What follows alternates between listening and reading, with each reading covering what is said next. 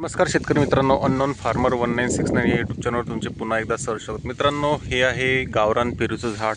आणि तुम्ही बघू शकता की हे खाली दोन झाडं होते छोटे छोटे, जे 2 वर्ष आधी लावले.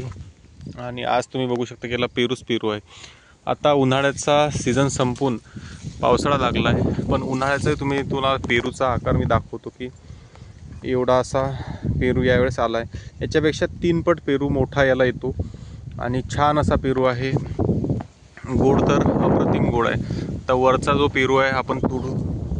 हा पण पेरू मित्रांनो पिकल्यासारखाच आहे, दबत आहे तो आणि भारी असा पेरू आला आहे. तुम्ही बघू शकता की याला थोडंफार खत, जे आपलं शेणखत वगैरे दिलं आहे आणि मस्तपैकी आता हा भरला आहे.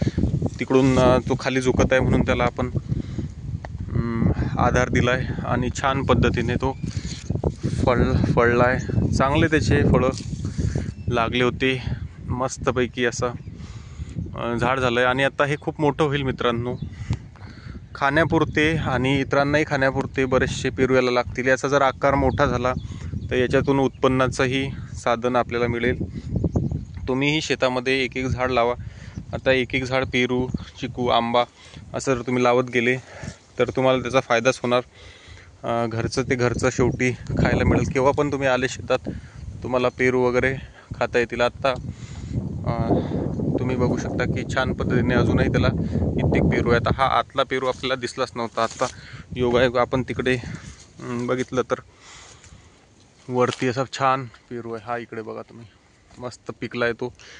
आणि एक तर पिकून 2, हे बघा खाली हा एक पिकून पडला आहे आणि हा पाखरांनी पक्ष्यांनी खाल्ला आहे. गोड तर खूपच आहे हा पेरू. आता आपण हा पेरू एक तोडून घेऊ, नाहीतर पक्षी खातील किंवा मग खराब होऊन जाईल पडल्यानंतर. छान पिकलेला पेरू आपल्याला सापडले. आज 4-5 पेरू तुटायला 1 मिनिट 5-6 पेरू आज आपल्याला मिळाले.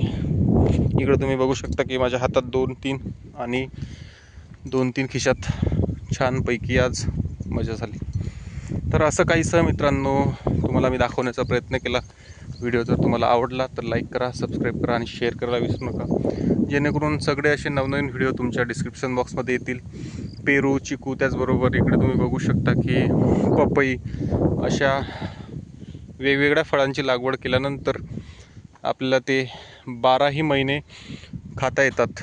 आता तिकडे जो तुम्हाला मी इकडं खाली बघा, हा चिकूचं झाड.